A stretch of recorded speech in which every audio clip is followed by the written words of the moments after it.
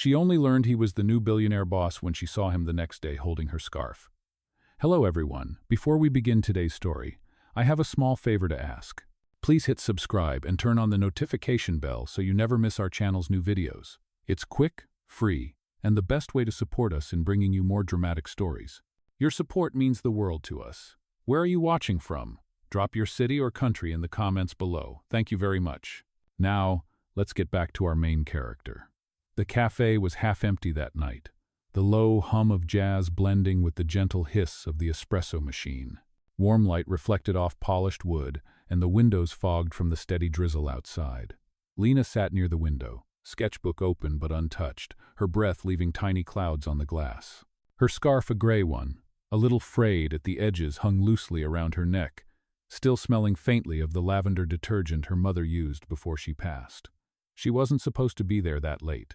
The shift at the design firm had drained her, but the thought of returning to her cold apartment felt heavier than the rain outside. She looked up when a man brushed past, nearly dropping a stack of papers. Without thinking, she bent down to help. "Here," she said, her voice soft but sure. Their hands brushed for a moment. His were cold, calloused, not what she expected from someone wearing a tailored coat. "Thank you," he murmured, his eyes meeting hers for the briefest second. There was a steadiness there, something quiet and unreadable. She smiled politely, gathered her things, and left in a rush, unaware that in her hurry, her gray scarf had slipped from her shoulder and fallen to the floor. The man picked it up, his fingers brushing over the soft wool. He looked toward the door, but she was gone. Outside, rain streaked down the glass, distorting the world into moving lights. He stood there for a moment, the scarf in his hand, before folding it carefully and tucking it inside his coat. The next morning, Lena woke to the blare of her alarm and the sinking realization that she was already late. Her rent reminder blinked on her cracked phone screen, a cruel reminder of how much she needed this job. She threw on her jacket, grabbed a coffee that was more sugar than caffeine, and ran to catch the 7:30 subway.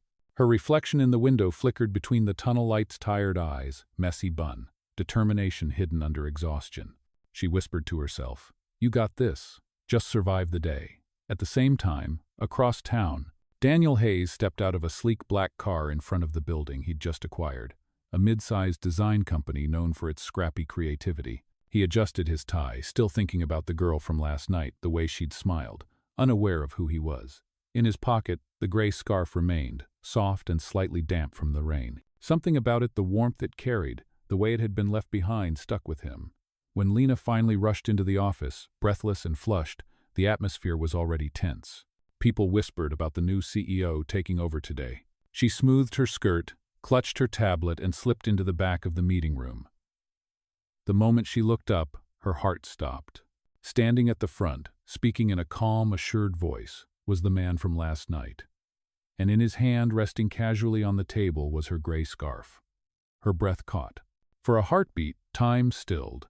He glanced up mid-sentence, and their eyes met again, his expression unreadable, but his lips curved ever so slightly, like he'd known she would walk in. She felt heat rush to her cheeks, realization flooding through her.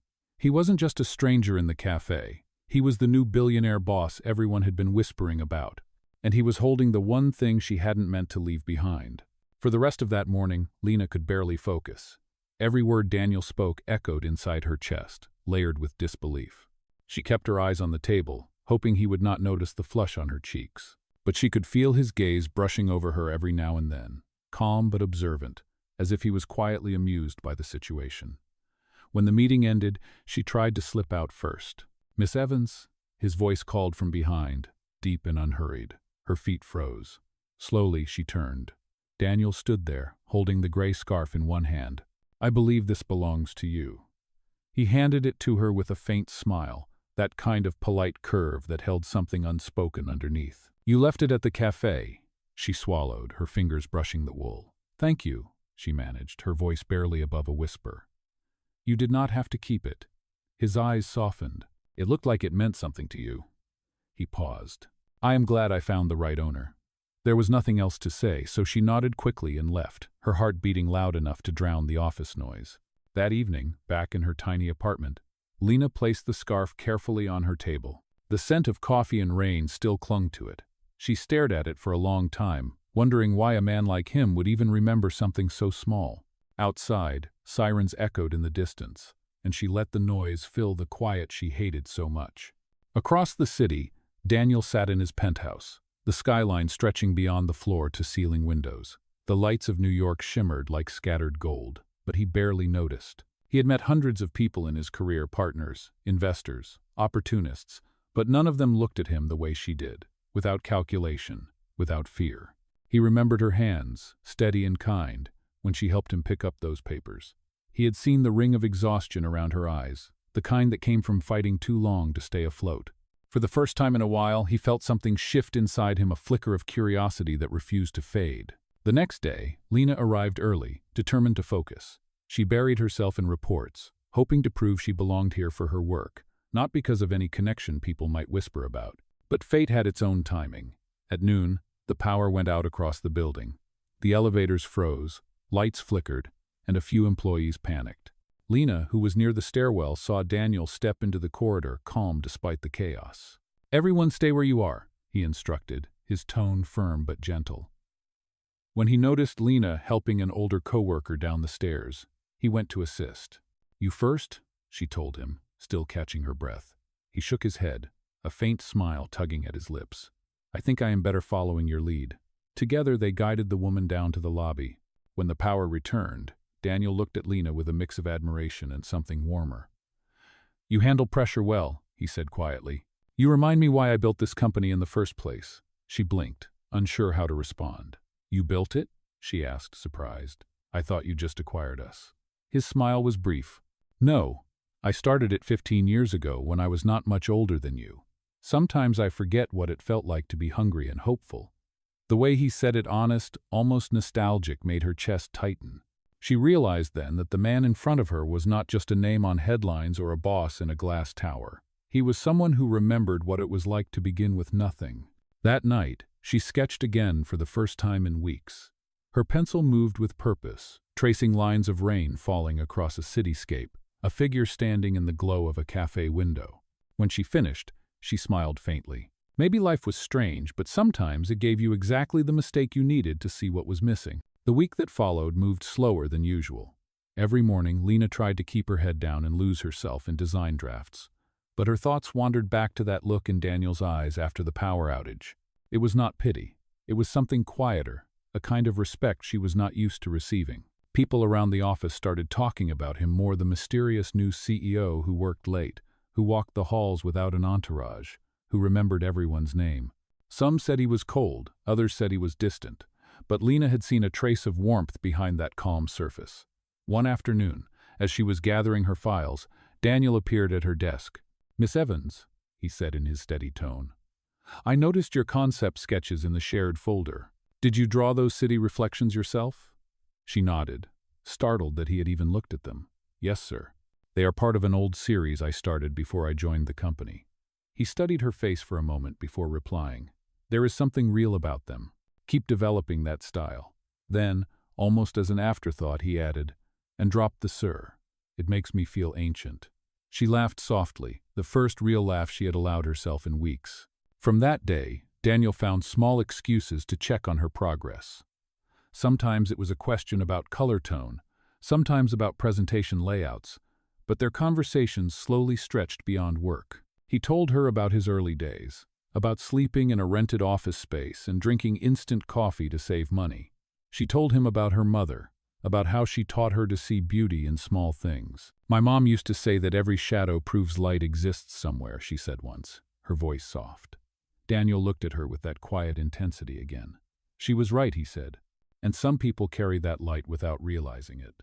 A silence followed, the kind that hummed with things neither of them dared to name. Then the door opened, and a senior executive stepped in, breaking the spell. After that, gossip started again, sharper this time. A few coworkers whispered when Lena walked past. Words like favoritism and office romance floated through the air like invisible smoke.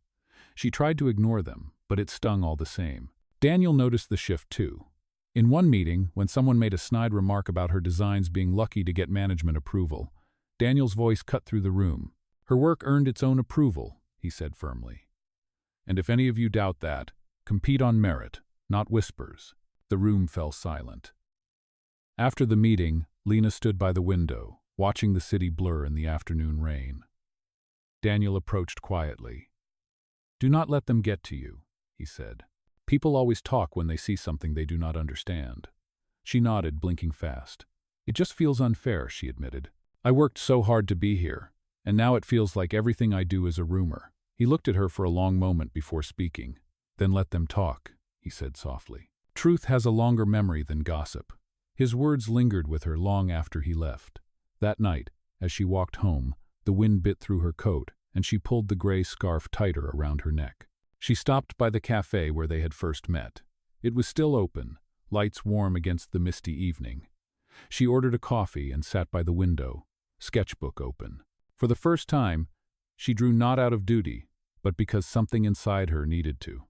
On the opposite side of town, Daniel looked out over the city from his office, the reflection of the skyline stretching across the glass.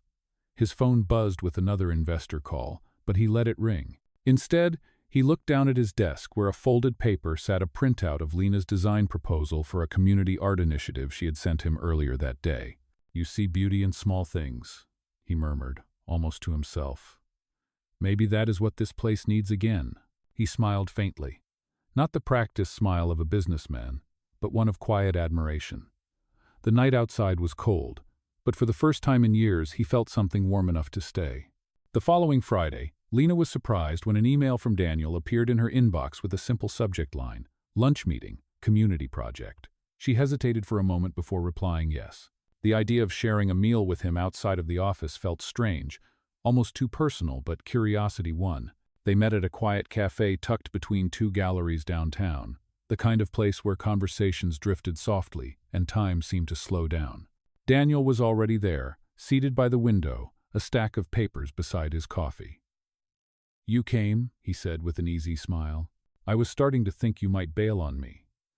"I almost did," she admitted, setting her bag down. "Then I figured if I say no to my boss, it might end badly." He chuckled, shaking his head. "You could have said no. I asked as Daniel, not as your boss." That line made her pause. There was sincerity in his tone, and for a second, she saw not the billionaire executive, but the man from that rainy night, the one who said thank you like it mattered. As they talked, Daniel shared his plans for the company's first public art initiative, a program to fund local creators and transform abandoned city walls into murals. "You understand what it means to create from nothing," he said. "That is why I want you to lead the design team." Her eyes widened. "Me? I am still a junior designer." "Titles are overrated," he replied. "What matters is vision." She was silent for a moment, overwhelmed by the trust he was offering. Then quietly, she nodded. "I will do my best." The next few weeks blurred into late nights and coffee-fueled brainstorming sessions. Lena poured everything she had into the project, sketching, planning, coordinating volunteers. Daniel stopped by occasionally to check on progress, bringing small gestures of encouragement, a new set of pencils, a takeout dinner, or simply a few words that reminded her she was doing well. The more they worked together, the more she saw the man behind the title. He was still precise and demanding, but he listened, he learned, and he cared about the people under his nameplate. Yet with every late evening spent side by side, something unspoken began to stir between them. Once, after a long day of preparing the mural mock-ups, Lena caught him watching her as she brushed a streak of paint onto a model wall. "You have that look," he said, leaning against the doorway. "What look? Like you are somewhere else. Somewhere better." She smiled faintly. "Maybe that is what art is supposed to do." "Maybe," he agreed. His gaze softened. "You make it look effortless." She laughed. "Effortless is not the word I would use." That laugh hung between them, warm and dangerous, and for a heartbeat, it felt like the air shifted. But before anything could unfold, his phone buzzed. He stepped away, his expression tightening as he read the message. "Excuse me," he said quickly, and just like that, the wall between them returned. The next day, whispers began again, only louder this time. A photo had surfaced online from a charity event the company sponsored. In it, Lena was standing beside Daniel, smiling as he introduced her to donors. Someone captioned it, "The CEO's new favorite." By noon, it had spread across internal chats. Lena found out when she walked into the break room and the conversation stopped mid-sentence. Her stomach sank. She went straight to her desk and sent a message to Daniel. "I think we need to talk." Minutes later, she was standing in his office. "I did not want this attention," she said, trying to keep her voice steady. "I just wanted to work." Daniel looked up from his desk, guilt flickering across his face. "I know. I should have seen this coming. People think I am here because of you," she continued. "And maybe they are right. Maybe I crossed a line I should not have." His jaw tightened. "You did nothing wrong. Then why does it feel like I did?" she whispered. Silence stretched between them, heavy and unkind. Finally, she turned toward the door. "Maybe I should take some time off," she said. He wanted to stop her, to say something that would undo the mess, but the words would not come. When she left, Daniel sat alone at his desk, staring at the city beyond the glass. In his hand, he still held the folded sketch she had given him weeks ago, the one that showed rain falling across a skyline. For the first time in years, the man who built everything felt powerless to fix what mattered most. Days turned into weeks, and Lena's absence was felt more deeply than Daniel expected. The office seemed quieter without her laughter, the meetings colder without her sketches pinned to the wall. He buried himself in work, convincing himself it was for the best, that distance would calm the rumors and protect her reputation. But every time he passed the empty desk near the design wing, he felt that same hollow ache in his chest. Lena, on the other hand, tried to rebuild a sense of normalcy. She spent her days freelancing from her apartment, sketching designs for small local clients who could barely afford her rates. She told herself she did not miss the company, but at night, when the city lights shimmered outside her window, she caught herself remembering the way Daniel's voice softened when he spoke to her, or how he always noticed small things no one else did. One morning, her phone buzzed with a message from Carol, the operations manager. "You might want to come to the downtown mural site. Something you started is happening today." Curiosity won. Lena put on her coat and made her way across the city. When she arrived, she froze. The gray wall that had once been bare was now covered with a massive sketch, outlined the blueprint for the community mural she had designed months ago. Dozens of volunteers stood ready with paint, led by Daniel himself. He wore jeans, an old shirt, and a paint-smeared cap. For a man who usually looked untouchable, he seemed completely human. He noticed her almost instantly, a mix of surprise and relief crossing his face. "You came," he said simply. "I heard it was happening," she replied. "I did not think you would be the one painting." He smiled faintly. "I wanted to finish what you started." For a moment, neither of them spoke. The city noise faded, replaced by the rhythm of brushes against the wall. Then he handed her a paintbrush. "You do not have to, but I could use your help." She hesitated, then took it. Side by side, they filled the empty spaces with color, each stroke washing away weeks of silence. "I thought you were done with all this," he said quietly after a while. "I thought so too," she admitted. "But seeing it come alive reminded me why I began." He nodded. "You were right about something." She looked at him, puzzled. "About what?" "That art is supposed to make people feel, even when it hurts." She smiled sadly. "It did hurt." "It did," he agreed. "Because I cared." The words hung in the air, heavier than paint fumes. For a long time she said nothing, focusing on the wall instead. Finally she spoke. "You should not have defended me the way you did. It made things worse." "Maybe," he said, his tone calm. "But I would do it again." A gust of wind carried the smell of rain through the street, and she tightened her scarf around her neck, the same gray one that started it all. Daniel noticed and stepped closer. "That scarf has survived more storms than either of us." "Maybe it just knows how to hold on," she said softly. The project stretched into the afternoon, and when the final panel was painted, the wall stood transformed, a mural of the city in shades of silver and blue, rain cascading from clouds into hands reaching upward. The volunteers clapped, and Daniel turned to her. "You should sign it," he said. "It is your vision." She hesitated. "It is ours." She took the brush and signed both their initials at the corner. Cameras flashed as a local journalist took photos for the paper. Daniel leaned close and whispered, "Let them talk about this instead." That night, as the sun dipped behind the skyline, Lena walked home with paint still on her hands and a heart lighter than it had been in weeks. Daniel stayed behind, watching the mural under the streetlights. The colors shimmered like the first real hope he had felt in years. Somewhere between mistakes and redemption, they had painted their way back to something that finally made sense. The mural became the heart of the city for weeks. People stopped to take photos, children pointed at the silver raindrops, and artists from nearby neighborhoods came to help maintain it.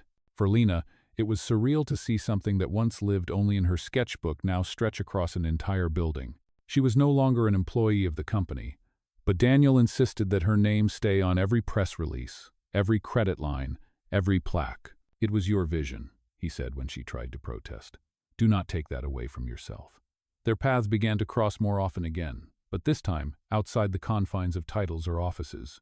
Sometimes he brought coffee to the mural site early in the morning when volunteers gathered, and they would talk about ordinary things: traffic, the weather, or what colors looked best in the sunlight. He never pushed, never mentioned the past directly, but there was an unspoken understanding between them. One evening, after the crowd had left, Daniel stayed behind to help Lena clean up paint trays. The sunset reflected off the glass buildings, painting the street gold.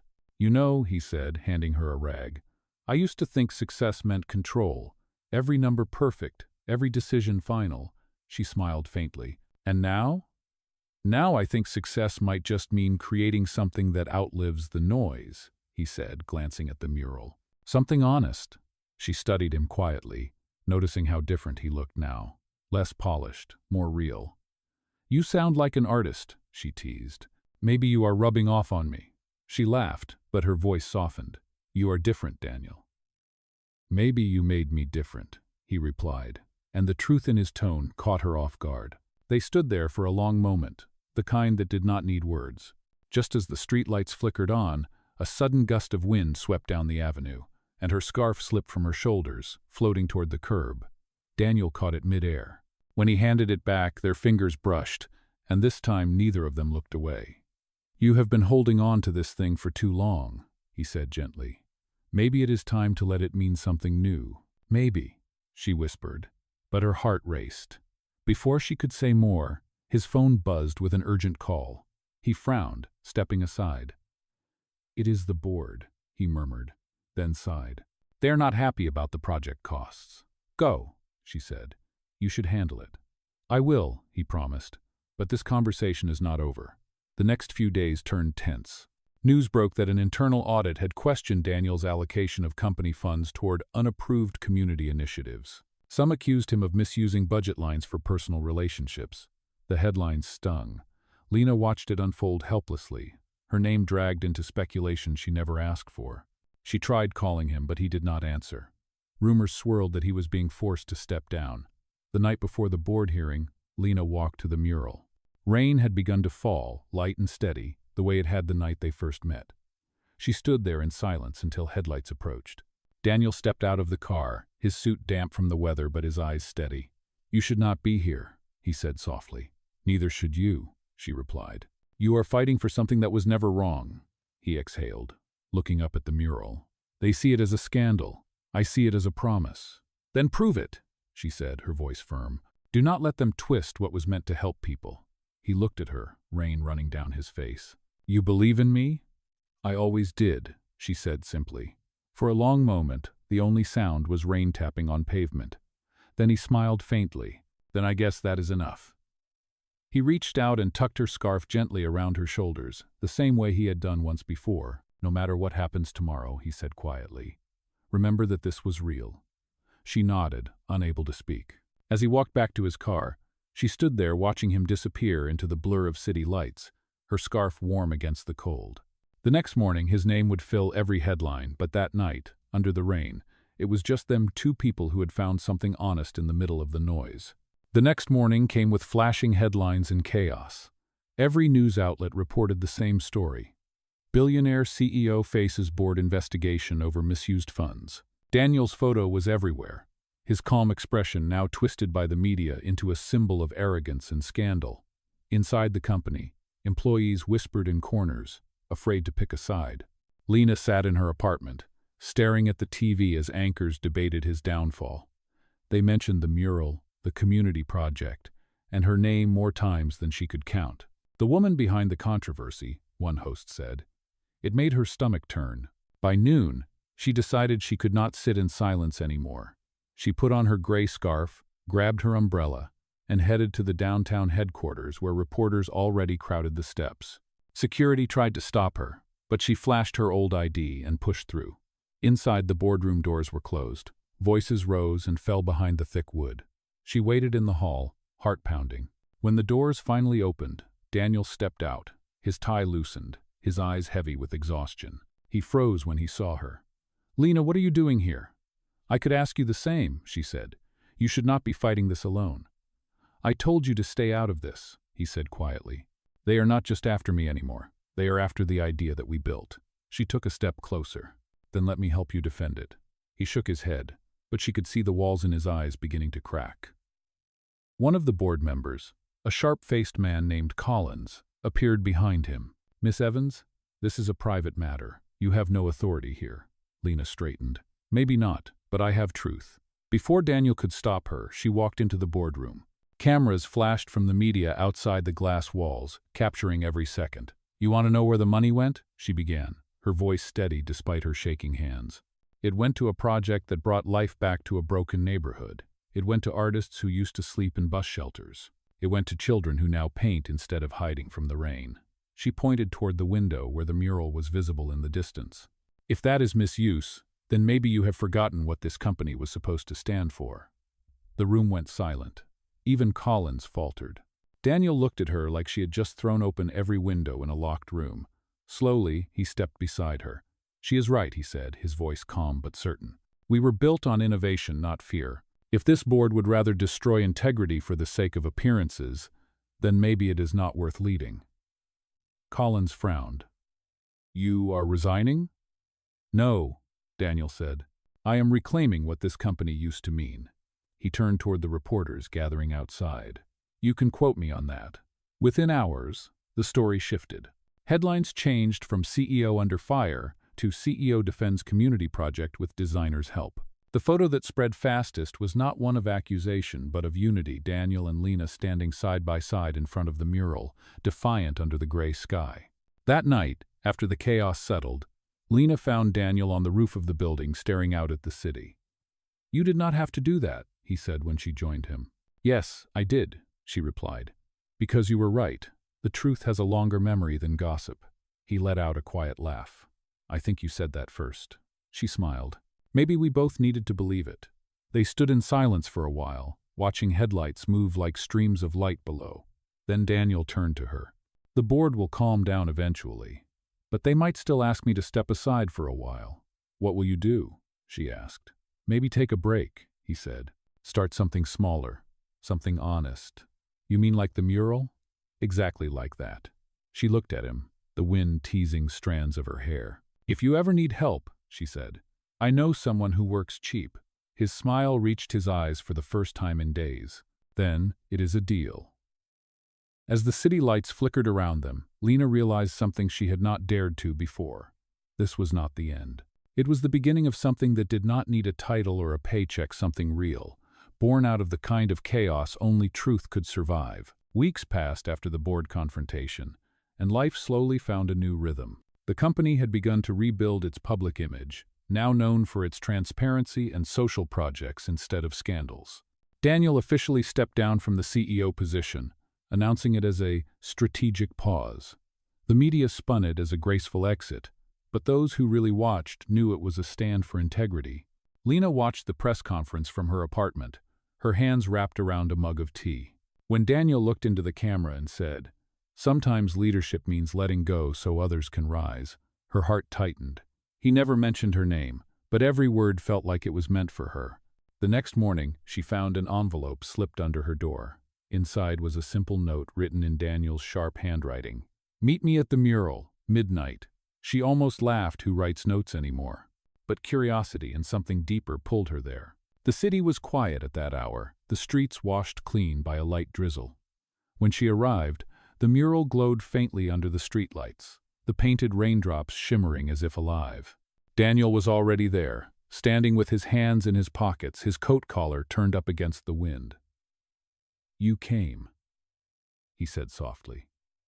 "You asked?" she replied. "That is usually how it works." He smiled. "Fair enough." They stood in silence for a while, the air filled with the hum of the city settling into sleep. "So," she said at last, "what happens now?" He looked at the mural instead of her. I think I am done chasing numbers. I bought a small building in Brooklyn, an old print shop. I want to turn it into an art studio, a place for local artists to work, to teach, to start something new. She blinked, surprised. You are serious? Dead serious, he said. And I was hoping you would help me run it. She laughed softly, shaking her head. You are offering me another job? Not a job, he said. A partnership. The word hung between them, heavy with more meaning than either dared to admit. You have the vision, he continued. I just have the space, and maybe a little funding. Together, I think we could make something beautiful. Lena looked at him for a long time. You really believe that? He nodded. I have never been more sure of anything. Something in his voice broke through the last of her hesitation. Then yes, she said quietly. I will do it. Daniel exhaled, relief softening his expression. Good, because I already signed the lease in your name too. You what? She asked, half laughing, half shocked. Consider it poetic justice, he said. You believed in me when no one else did. I am just returning the favor. The rain started again, gentle but steady, and she looked up at the mural as droplets slid down its painted surface. You know, she murmured, it is strange. Everything that fell apart somehow led right back here. Maybe that is what falling apart is supposed to do, he said. It clears space for what is real. He reached into his coat pocket and pulled something out, the gray scarf, neatly folded, dry, and still carrying the faint lavender scent from long ago. I kept it, he said quietly, not because I could not let go, but because I wanted to give it back when it meant something new. He placed it in her hands. This time, it is not about losing or finding, it is about starting again. She looked at the scarf, then at him, emotion tightening her throat. You really are terrible at goodbyes, she whispered. That is because I am not saying one, he replied. They stood together under the drizzle, the mural behind them glowing like a memory reborn. When the wind picked up, she wrapped the scarf around both of them, the fabric soft and familiar. For the first time in months, they did not feel like two people on opposite sides of a story. They were simply Daniel and Lena, two souls who had weathered the storm and found each other in the quiet after the rain. A year later, the old print shop in Brooklyn had become something no one expected. The walls were alive with color, each one filled with murals created by local artists, students, and dreamers who once had nowhere to go. The place was called the Gray Studio, a name chosen by Lena, in memory of the scarf that started it all. The opening day had drawn a small crowd. Families, artists, even journalists who once wrote about Daniel's downfall now returned to cover his quiet rebirth. The air smelled like fresh paint and brewed coffee, the kind that felt like home. Daniel stood near the entrance, watching Lena give a tour to a group of children, her hands moving as she explained how art could change the way people see the world. Her laughter carried across the room, bright and real. For a man who once measured success in stock numbers and quarterly reports, this felt like the first true win of his life. When the visitors left, Lena found him standing by the window, looking out at the street below. You disappeared during your own event, she teased, wiping paint from her fingers. I just needed a moment, he said, to take it all in. She joined him, their reflections mingling in the glass. It is strange, isn't it? She said softly. A year ago, none of this existed. A year ago, I did not know what mattered, he admitted. Now I do. She smiled. And what is that? He turned to her. People, purpose, you. The honesty in his voice made her chest tighten. He reached into his pocket and pulled out a small object wrapped in cloth. Before you think this is something extravagant, it is not, he warned with a grin. I think we have both had enough of extravagance. She unfolded the fabric to find a silver key resting inside. It is the spare key to the Gray Studio, he said. You built this as much as I did. It should always be yours too. She looked at the key, then at him. You know, most people give jewelry for anniversaries. I am not most people, he said with a playful shrug. She laughed, shaking her head.